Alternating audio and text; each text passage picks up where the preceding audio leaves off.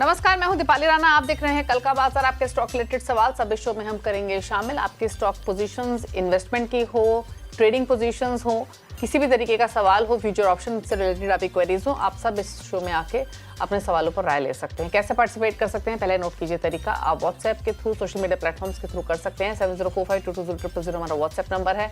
आप इसके अलावा अपने क्वेश्चंस हमें सोशल मीडिया प्लेटफॉर्म्स के थ्रू भेज सकते हैं। फेसबुक एक्स पर ये शो लाइव भी जा रहा है, आप देख भी सकते हैं, प्लस अपने क्वेश्चन पोस्ट भी कर सकते हैं #आस्क-आवाज लिखकर। ये रहा तरीका पार्टिसिपेट करने का। आज हमारे साथ है मंत्री फिनमार्ट के अरुण कुमार मंत्री, आपकी क्वेरीज को आंसर करने के लिए। देखिए, सबसे पहले आज के सेशन का एक रिकैप लेकर आते हैं। थोड़ी नर्वसनेस मार्केट में तो बनी हुई है ही, ग्लोबल मार्केट्स हो या घरेलू बाजार हो, ईरान इजराइल टेंशंस के बीच में। लेकिन इंटरेस्टिंग ये है कि इस सब दौर के बीच में निफ्टी अगर आप देखेंगे तो एक दायरे में रहा। यहाँ पर कोई खास वीकनेस नहीं थी। वीकनेस अगर कहीं थी तो वो थी ब्रॉडर मार्केट्स में, जैसे कि मिड कैप्स, स्मॉल कैप्स, यहाँ पर थोड़ा प्रेशर देखने को मिल रहा था। अगर आप स्पेसिफिक पॉकेट देखेंगे तो आईटी कमजोर रहा आज के सेशन में, मेटल्स में वीकनेस थी, पीएसयू बैंक्स कमजोर थे आज के कारोबार में। ऑटो इंडेक्स कंपैरेटिवली हल्की बढ़त के साथ बंद हुआ। अगर आप रुपए की चाल देखेंगे तो ये भी 24 पैसे कमजोर होकर 86 रुपये 72 पैसे पर बंद हुआ आज के सेशन में। तो ये फिलहाल का आज के मार्केट का एक्शन। एफआईएस ने क्या क्या है, एक बार वो भी लेकर आएंगे। वो देखना होगा इंटरेस्टिंग क्या रहेगा, क्योंकि अगर हमने रीसेंट सेशंस का देखें तो एफआईएस तो कंसिस्टेंट बायर्स रहे ही हैं, डीआईएस की तरफ से बाइंग की गई है। अब तक ये आंकड़े सामने नहीं आए हैं, बट जैसे ही आएंगे आपके साथ शेयर करेंगे एफआईएस डीआईएस ने क्या क्या आज के बाजार में। तब तक स्ट्रैटेजी ले लेते हैं, कल के लिए क्या आउटलुक बन रहा है। अरुण नमस्कार, बताइए निफ्टी बैंक निफ्टी पर कल के सेशन के लिए राय, कंसीडरिंग थोड़ा सा कॉशियसनेस तो मार्केट में दिखाई दे रही है। ट्रेडर्स क्या करें कल के बाजार में? जी, गुड इवनिंग दीपाली जी। देखिए, निफ्टी को अगर कोई देखेगा तो क्लियर ऐसा लगेगा कि निफ्टी कंसोलिडेट कर रहा है। और आज काफी पेन था मिड कैप स्मॉल कैप में। इनफैक्ट काफी स्टॉक्स में तो बड़े ब्रेकडाउन्स भी देखने को मिले हैं। तो आप काफी पेनफुल सेशन मुझे लग रहा है आज का देखने को मिला है। और clear cut advance decline ratio अगर आप देखते हैं तो 5 के बदले 1 बढ़ता हुआ नजर आ रहा है। तो क्लियर वीकनेस है और मुझे लग रहा है कल का दिन भी वीकनेस हो सकती है। 24,600 की तरफ शायद हम बढ़े, क्योंकि 700 के आसपास एक सपोर्ट है। तो वो एक चीज जरूर ध्यान में रखें। 24,700 ब्रेक करेगा देन मार्केट में बड़ा सेल ऑफ आ सकता है। तो 24,600 24,650 कल के लिए एक सपोर्ट होना चाहिए। ऊपर में 24,900 24,950 वही जो 3 दिन की रेंज है, वही रेजिस्टेंस मान के आप चल सकते हैं। तो 24,600 24,950 इसी के बीच में रेंज रहनी चाहिए। मुझे लग रहा है कल का एक और दिन आपका वीकनेस का हो सकता है। सिमिलर व्यू बैंक निफ्टी में भी है। बैंक निफ्टी भी मुझे लग रहा है 55,500 के नीचे जाएगा तो 55,100 55,200 वहां तक बैंक निफ्टी भी जा सकता है। तो दोनों इंडेक्सेस में मुझे लग रहा है एक और दिन वीकनेस का हो सकता है। और नीचे में 24,600 से हो सकता है आपको एक अच्छा सपोर्ट देखने को मिले। ओके, चलिए, तो ये रही आपके लिए ट्रेडिंग स्ट्रैटेजीज इंडेक्स के हिसाब से। स्टॉक स्पेसिफिक अप्रोच क्या रहेगी, कुछ कॉल्स शेयर करेंगे क्या अरुण? स्टॉक्स में अगेन मार्केट तो काफी मिड कैप्स में है। तो दोनों ही स्टॉक मैंने लार्ज कैप से लिए हैं। लार्ज कैप मुझे लग रहा है एक दो दिन हो सकता है आउट परफॉर्म करे। तो भारतीय एयरटेल में खरीदारी की सलाह है। 1875 के आसपास भारतीय एयरटेल चल रहा है। 1848 का स्टॉप लॉस लगा है। 1942 ये पोजिशनल टारगेट्स भारतीय एयरटेल में रहेंगे। सेकंड स्टॉक डॉक्टर रेड्डी रहेगा। डॉक्टर रेड्डी में खरीदारी की सलाह है। 1330 के आसपास खरीदे। 1302 का स्टॉप लॉस लगा है। 1383 मुझे लग रहा है ऊपर में टारगेट होने चाहिए। तो दोनों ही खरीदारी की सलाह है और दोनों ही लार्ज कैप में से बाय करके चल सकते हैं। ओके, तो ये रहे आपके लिए ट्रेडिंग स्टॉक्स जहां पर पोजीशंस बना सकते हैं। डॉक्टर रेड्डीज और भारतीय एयरटेल लार्ज कैप्स के साथ ही जाना चाहेंगे अरुण। चलिए, क्वेरीज करते हैं अब शामिल। अविजित दे कोलकाता से हमारे साथ कनेक्टेड हैं। अविजित नमस्कार, बताइए क्या सवाल है आपका? Good evening madam. Good evening, कुछ अपना सवाल। मेरे पास 2000 अपोलो माइक्रो सिस्टम है। ओके, हेलो, बताइए। आपका 199 रुपया 50 पैसा भाव में। ओके, शॉर्ट टर्म इन्वेस्टर हो, क्या करूं? शॉर्ट टर्म इन्वेस्टर है। 199 के आसपास की बाइंग अपोलो माइक्रो सिस्टम्स में, 10 रुपए नीचे इनके भाव से। एक बार देखिए शेयर को, बताइए क्या सजेशन रहेगा। दीपाली जी, एक तो अपोलो माइक्रो सिस्टम डिफेंस में से आता है, तो वहां पे थोड़ा मोमेंटम जरूर देखने को मिला है। पर स्टॉप लॉस जरूर लगा है। स्टॉक काफी वॉलेटाइल है, नेचर में भी काफी वॉलेटाइल है, प्लस मूव्स भी काफी बड़े आते हैं। तो 181 का एक स्टॉप लॉस जरूर मेंटेन करें। स्टॉक में वीकनेस अभी नहीं है, पर 181 के नीचे जाएगा तो ब्रेकडाउन आ सकता है। क्योंकि ये शॉर्ट टर्म इन्वेस्टर्स है, इसलिए 181 का स्टॉप लॉस लगा है। इसका जो टारगेट 202 और 203, ये दो टारगेट ऊपर में रहेंगे अगर स्टॉक में रिबाउंड आता है। तो फिलहाल होल्ड करें और 181 का एक स्टॉप लॉस जरूर मेंटेन करें। ओके, चलिए इस बीच एफआईजीएस के आंकड़े एक बार दिखा देते हैं, फिर कुछ और क्वेरीज को करेंगे शामिल। संस्थागत निवेशकों ने आज के बाजार में क्या किया, एक बार वो आंकड़े दिखाते हैं। हालांकि एफआईज लगातार बायर साइड पर रहे हैं। आज भी देखिए 934 करोड़ की खरीदारी की है, डीएसए भी 685 करोड़ की खरीदारी की है। तो क्वांटम भले ही कम हो, लेकिन दोनों ही इंस्टीट्यूशन की तरफ से बाइंग आज के मार्केट में हुई है, ये इंपॉर्टेंट है। चलिए आगे बढ़ते हुए कुछ और क्वेरीज लेते हैं और अगला सवाल पूछने के लिए युवराज जैन गाजियाबाद उत्तर प्रदेश से हमारे साथ कनेक्टेड हैं। युवराज नमस्कार, बताइए क्या सवाल है आपका। नमस्कार दीपाली जी। मेरे पास इसके भारतीय एयरटेल के 5 शेयर हैं @1894.1 और 10 शेयर में Okay. बीएसई के हैं @2995। तो और ये अभी दोनों लॉस में चल रहे हैं काफी टाइम से, तो क्या चाहिए? ओके, पूछ लेते हैं क्या सजेशन रहेगा। भारतीय एयरटेल 1894 5 शेयर्स, बीएसई 2955, बताइए सजेशन। रीसेंट बाइंग है इनकी, क्या करें? ये भारतीय एयरटेल में तो नो डाउट अभी भी मैंने रिकमेंडेशन दिया है। भारतीय एयरटेल में मेरा बुलिश हुआ है। ओवरऑल मुझे लग रहा है यहाँ से काफी अच्छी रैली देखने को मिल सकती है। ज्यादा क्वांटिटी है नहीं, 1894 के आसपास इन्होंने लिया है और मेरा टारगेट 1950 का शॉर्ट टर्म में मुझे लग रहा है वैसे भी स्टॉक जाना चाहिए, तो डेफिनेटली होल्ड करें। बीएससी अगेन एक पेन हो सकता है बीएससी में आपको देखने को मिले, क्योंकि ओवरऑल चार्ट थोड़ा साइडवेज हुआ है। 2500 तक के लेवल्स मुझे लग रहा है एक बार वापस देखने को मिल सकते हैं। तो अगर ये एवरेजिंग करना चाहे तो 2450 2500 के बीच में मिलता है तो कर सकते हैं। तो बीएससी मुझे लग रहा है थोड़े दिन कंसोलिडेट करेगा, 2900 जाने में टाइम लगा सकता है, पर नीचे 2500 के नीचे मिलता है तो एवरेज करके चल सकते हैं। ओके, बात करते हैं अगले व्यूअर से। शैलेश गुप्ता भागलपुर से हमारे साथ कनेक्टेड हैं। गुप्ता साहब नमस्कार, बताइए क्या सवाल है आपका। नमस्कार मैम। नमस्ते। मेरा क्वेश्चन है, मेरे पास आईडीबीआई बैंक 2500 शेयर हैं और 70 के रेट से। आईआर 1000 शेयर हैं 60 के रेट से और बीईएल है मेरे पास @135 200 शेयर्स। अच्छा, आरबी इंफ्रा का आपने जिक्र किया दूसरे स्टॉक के तौर पे, और यहाँ पर बाइंग 68। जी जी जी जी। ओके, तो 3 शेयर्स का इन्होंने जिक्र किया। IDBI bank 70 rupees, IRB infra 68 जो कि 48 पर बंद हुआ आज, और भारत इलेक्ट्रॉनिक्स यानी बीईएल यहाँ बाइंग है इनकी 185 की। आईडीबीआई बैंक में मुनाफा इनको हो रहा है, आईआरबी इंफ्रा में नुकसान, और भारत इलेक्ट्रॉनिक्स में भी इनको फायदा हो रहा है। क्या सजेशंस तीनों शेयर्स पर? ठीक है, आईडीबीआई में मेरी सलाह रहेगी एक बार का प्रॉफिट बुक कर ले। थोड़ा साइडवेज करेक्शन फिलहाल जारी है, मुझे लग रहा है करेक्शन डीपर हो सकता है। एक बार 85 के नीचे जाएगा तो वीकनेस और बढ़ सकती है, तो डेफिनेटली इसमें प्रॉफिट बुक करने की सलाह है। आईआरबी इंफ्रा का भी चार्ट भी नेगेटिव है, कोई बुलिशनेस नजर नहीं आ रही है, तो आईआरबी इंफ्रा में सिर्फ एग्जिट ले ले। कोई बड़ी मुझे लग रहा है कोई रैली देखने को मिलेगी नहीं। इनफैक्ट अगर थोड़ा भी राइज मिलता है तो वहां पे डेफिनेटली एग्जिट ले ले। बीएल में कोई दिक्कत नहीं है, बने रह सकते हैं, 350 का अच्छा सपोर्ट है, तो बीएल जब तक 350 के ऊपर है कोई दिक्कत नहीं है, स्टॉक में बने रहे। वैसे भी इनका कैपिटल जो मैंने लेवल सुने ऑलमोस्ट डबल हो चुका है, तो बीएल में कोई एग्जिट की सलाह नहीं है। 350 का स्टॉप लॉस लाके होल्ड करें। मुझे लग रहा है धीरे धीरे स्टॉक 450 की तरफ बढ़ सकता है। अगला सवाल है, अगले व्यूअर हमारे साथ सवाल पूछने के लिए इस टाइम मौजूद हैं अहमद, जो कि रायचूर कर्नाटका से हमारे साथ कनेक्टेड हैं। अहमद जी नमस्कार, बताइए सवाल। नमस्कार, मेरे पास पावर फाइनेंस कॉर्पोरेशन का 200 क्वांटिटी से 412 रुपए पे बाई किया था, और HFCL लिमिटेड के 350 शेयर्स है जो कि मैंने 95 रुपीज में बाई किया था। मैं ट्रेडिंग के लिहाज से इसको देखना चाह रहा हूँ, क्या अभी मैं इसको होल्ड कर सकता हूँ या सेल करके चलूँ? 1-2 महीने का दोनों स्टॉक ट्रेडिंग के लिए PFC और HFCL दोनों? हाँ जी जी। ओके, तो पावर फाइनेंस कॉर्पोरेशन 412 पे खरीदा, 390 पर बंद हुआ, ट्रेडिंग के हिसाब से खरीदा। HFCL में 95 की इनकी बाइंग है। दोनों स्टॉक्स इन्होंने ट्रेडिंग के पर्सपेक्टिव से लिए। क्या करें अब ये इन दोनों पोजीशंस में, क्या सजेशंस? देखिए दीपाली जी, दोनों ही स्टॉक नेगेटिव है फिलहाल शॉर्ट टर्म की जहां तक बात है, क्योंकि ट्रेडिंग के लिए लिया है तो मुझे लग रहा है स्टॉप लॉस मेंटेन करना चाहिए। वैसे पीएफसी ने अपना मेजर सपोर्ट 400 का ब्रीच कर चुका है, पर फिर भी 380 एक वीकली सपोर्ट है, तो 380 का स्टॉप लॉस जरूर मेंटेन करें और फिलहाल होल्ड करें और एग्जिट कर दे किसी भी राइस पे, तो 380 का स्टॉप लॉस मेंटेन करें। HFCL अगेन ये भी एक वीक चार्ट है और काफी डिस्ट्रीब्यूटेड स्टॉक मुझे नजर आता है, तो 75 का स्टॉप लॉस HFCL में भी मेंटेन करें। मार्केट में अगर किसी वजह से उछाल आता है, स्टॉक में बाउंस दिखता है तो एग्जिट कर दें, नीचे में 75 का स्टॉप लॉस जरूर मेंटेन करें।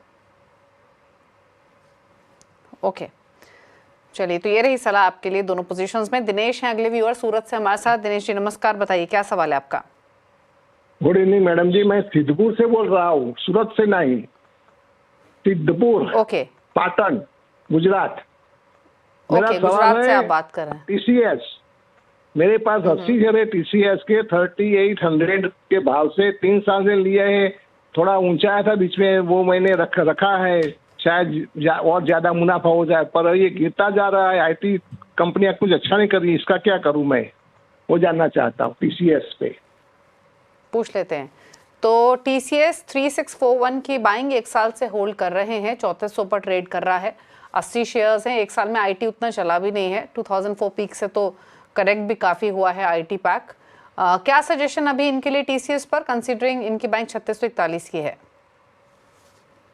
देखिए, एक तो चीज़ है, निफ्टी आईटी में एक रिवर्सल देखने को मिल रहा है, नो डाउट 3-4 दिन से चला था, अगेन प्रॉपर सस्टेन नहीं कर पाया, तो मुझे लग रहा है टीसीएस में शॉर्ट टर्म पेन जरूर रहेगा, पर स्टिल चार्ट अभी भी मजबूत है। और इस क्वार्टर के रिजल्ट्स अभी जैसे जैसे रिजल्ट्स की सीजन शुरू होगी तो हो सकता है आईटी स्टॉक में थोड़ा मोमेंटम बने। मुझे लग रहा है टीसीएस में बने रहे, पर नीचे में स्टॉप लॉस 3500 के आसपास जरूर लगा कर रखे। थोड़ा अंडर परफॉर्मेंस मुझे लग रहा है निफ्टी आईटी में रहना चाहिए। ओवरऑल चार्ट अभी भी साइडवेज है, इसलिए एग्जिट की सलाह नहीं है। 3300 का स्टॉप लॉस मेंटेन करें, जब तक 3300 के ऊपर है स्टॉक में बने रहे। अगर 3300 ब्रीच करता है किसी भी वजह से तो स्टॉक से निकल जाए। ओके, बात करते हैं मनमोहन सिंह से, करनाल से हमारे साथ कनेक्टेड हैं। सिंह साहब नमस्कार, पूछिए अपना सवाल। नमस्कार। तो वीबीएल के शेयर है, मैंने एक परचेज किया है 3000 at the rate of 600। Okay, VBL यानी वरुण बेवरेजेस 600 की बाइंग है, राइट? जी। ओके, और आपका होराइजन क्या है इसमें? और शॉर्ट टर्म पीरियड है, short period 3 to 6 months। Short term का होराइजन है, 600 की बाइंग, नुकसान में है 150 रुपए नीचे इनके भाव से, तो नुकसान तो ठीक ठाक है, कंसीडरिंग क्वांटिटी भी सही है इनके पास, 3800 शेयर्स हैं। क्या करें इस पोजीशन में अभी? इन्होंने शॉर्ट टर्म के लिए लिया है, पर मेरे ख्याल से काफी महीनों से ये होल्ड कर रहे हैं, क्योंकि 600 का प्राइस रिसेंटली देखने को मिला तो नहीं है, पर नीचे में 410 का एक स्विंग लो है। ये वीकली सपोर्ट है, और 410 अगर ब्रीच करेगा तो काफी बड़ी गिरावट स्टॉक में आ सकती है, तो 410 का एक स्टॉप लॉस मेंटेन करें। 410 के नीचे जाएगा तो वीकनेस बढ़ सकती है, हो सकता है बड़ी गिरावट की तरफ स्टॉक बढ़ता हुआ नजर आए। ओवरऑल चार्ट नेगेटिव है, इसलिए फ्रेश खरीदारी की सलाह डेफिनेटली नहीं है। 410 का एक स्टॉप लॉस जरूर मेंटेन करके। ओके, भावेश प्रजापति अहमदाबाद से हमारे साथ हैं। भावेश नमस्कार, बताइए सवाल। जी सर, मेरे पास वेदांता के शेयर है, मैंने 1000 की क्वांटिटी ली है, और वो मुझे 459 पे लिए हुए हैं, 459 पे लिए हुए हैं, तो इसके अंदर अब क्या करना चाहिए हमको? हाँ मैडम। पूछ लेते हैं, आपका वैसे ये इन्वेस्टमेंट है? जी, ज्यादा लॉन्ग टाइम तो नहीं रह पाऊंगा, 2-3 साल तक रह पाऊंगा। ओके, 2-3 साल लॉन्ग टर्म ही हुआ। 459 की इनकी बाइंग है, 439 पे बंद हुआ, थोड़ा नीचे इनके भाव से। क्या सजेशन 2 इयर्स के पर्सपेक्टिव से वेदांता पर? देखिए, 2 इयर्स के पर्सपेक्टिव से तो कोई दिक्कत नहीं है। शायद अब मैं सोच रहा था इन्होंने शॉर्ट टर्म में बाई किया है, अगर शॉर्ट टर्म के लिए लिया है तो 429 का एक स्टॉप लॉस है। पर जहां तक लॉन्ग टर्म की बात है, चार्ट अभी भी मजबूत है, कोई दिक्कत नहीं है। नीचे में 400-410 का एक मेजर सपोर्ट है, जब तक वो होल्ड कर रहा है इसमें बने रहे। ओवरऑल चार्ट अभी भी मजबूत है। अगर किसी ने शॉर्ट टर्म में लिया है, जो इस शो को देख रहे हैं, तो 429 का एक स्टॉप लॉस मेंटेन करें। लॉन्ग टर्म के लिए मुझे लग रहा है 410 एक अच्छा लेवल है, जब तक 410 के ऊपर है स्टॉक में कोई दिक्कत नहीं है। 410 का एक स्टॉप लॉस मेंटेन करें। जब तक 410 होल्ड कर रहा है, इसका पॉजिटिव स्ट्रक्चर बना रहेगा, तो फिलहाल होल्ड करने की सलाह रहेगी। होल्ड करने की सलाह है वेदांता। वीके भला दिल्ली से कनेक्टेड हैं। भला साहब नमस्कार, पूछिए सवाल।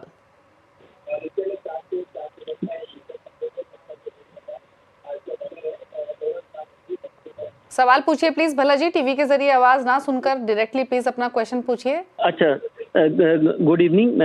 मेरे पास उज्जीवन स्मॉल फाइनेंस बैंक के 2000 शेयर्स हैं at the rate of 47, and I am holding these shares since last 1.5 years. So what should I do? And second is IRFC. Okay, यहाँ क्या बाइंग है आपकी? यहाँ पर मेरी बाइंग है 675 number at the rate of 130। 75 shares at the rate of 130। हाँ ma'am,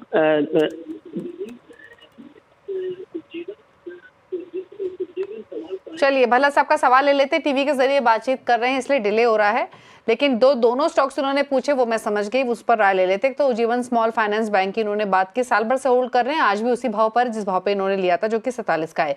एक IRFC का उन्होंने जिक्र किया, क्वांटिटी क्लियर नहीं है बट 130 की प्राइस की इनकी बाइंग है। क्या सजेशन दोनों शेयर्स पर? ये उज्जीवन काफी दिनों के बाद ब्रेकआउट आया है, जैसा कि उन्होंने कहा 1 साल के बाद उनके प्राइजेस के आसपास आया, तो फिलहाल होल्ड करें क्योंकि 1 साल ऑलरेडी इन्होंने दिया है और मोमेंटम अभी धीरे धीरे स्टॉक में बन रहा है। स्टॉप लॉस जरूर मेंटेन करें 44 के नीचे। 44 एक ब्रेकआउट लेवल है, जब तक वो होल्ड कर रहा है कोई दिक्कत नहीं है, तो 44 का एक स्टॉप लॉस लगा के उज्जीवन स्मॉल फाइनेंस को होल्ड करें। IRFC अगेन एक वीक चार्ट है, जब से F&O में आया वीकनेस ज्यादा देखने को मिल रही है। नीचे में 125 का एक सपोर्ट है, तो उसी का स्टॉप लॉस मेंटेन करें। अभी तो प्रॉफिट में है, 130 131 के आसपास चल रहा है, फिर भी अगर होल्ड करना चाहते हैं तो 125 का स्टॉप लॉस लगाएं। 125 के नीचे जाता है तो स्टॉक से एग्जिट लें। ओके, एक सवाल और लेते हैं। रवि रंजन ने लखनऊ से भेजा SMS के थ्रू वोल्टास पर, यहाँ इनके पास 9 शेयर्स है, 1294 की बाइंग है, क्या करें इस पोजीशन में वोल्टास 1294 की बाइंग के हिसाब से? देखिए ओवरऑल चार्ट वीक है तो बेटर है एक बार का एग्जिट ले लें। नीचे में मुझे लग रहा है वापस आपको 1220 1210 के लेवल्स देखने को मिल सकते हैं, क्योंकि लोअर लोज लोअर हाइस का स्ट्रक्चर है, अभी भी ज्यादा इनके बाइंग प्राइस से दूर नहीं है, तो फिलहाल एग्जिट ले लें। मुझे लग रहा है 1220 1210 के आसपास आता है तो वापस री एंटर स्टॉक में करके चल सकते। ओके, चलिए रुक रहे हैं इसी के साथ एक ब्रेक के लिए। ब्रेक के उस पार कुछ और क्वेश्चंस को करेंगे शामिल। आप देखते रहिए कल का बाजार।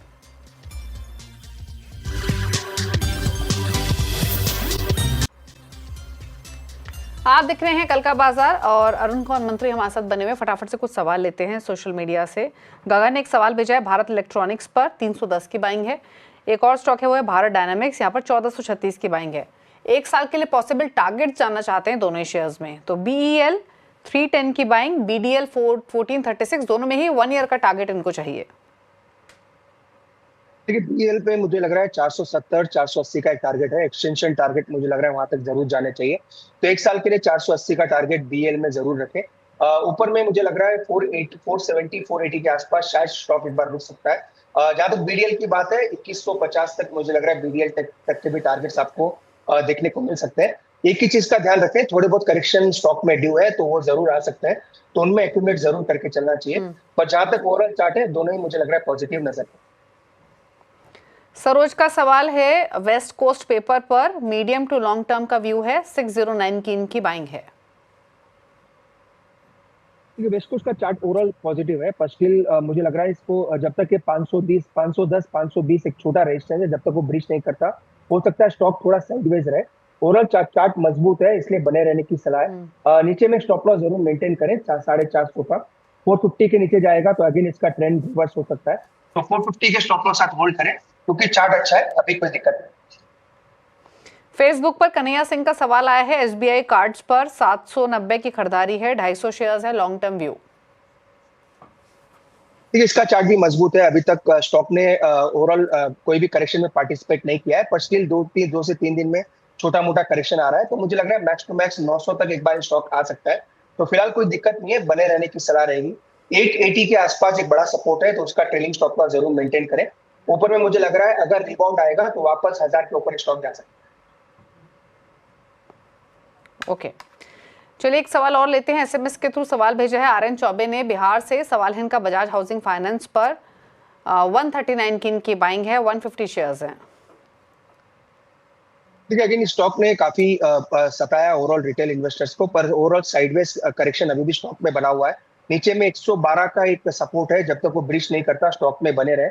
स्टॉक कंटिन्यूअसली 112 से 110 से 140 के बीच में कंसोलिडेट कर रहा है, इसलिए 112 का स्टॉप लॉस मेंटेन करें। 112 के नीचे जाता है तो स्टॉक से निकल जाए। निमेश कुमार का सवाल है, एक टाटा टेक्नोलॉजीज पर 760 की इनकी बाइंग प्राइस है, क्वांटिटी है 70 शेयर्स। देखिए अगेन एक ब्रेकडाउन देखने को मिला है, इनफैक्ट आज तो बड़ा ओवरऑल आप कह सकते हैं 3 वीक का एक ब्रेकडाउन देखने को मिला है, तो ओवरऑल चार्ट नेगेटिव है, किसी भी उछाल पे एग्जिट करने की सलाह रहेगी। और नीचे में 695 का एक सपोर्ट है, उसका स्टॉप लॉस मेंटेन करें। 730 740 भी आता है तो स्टॉक से निकल।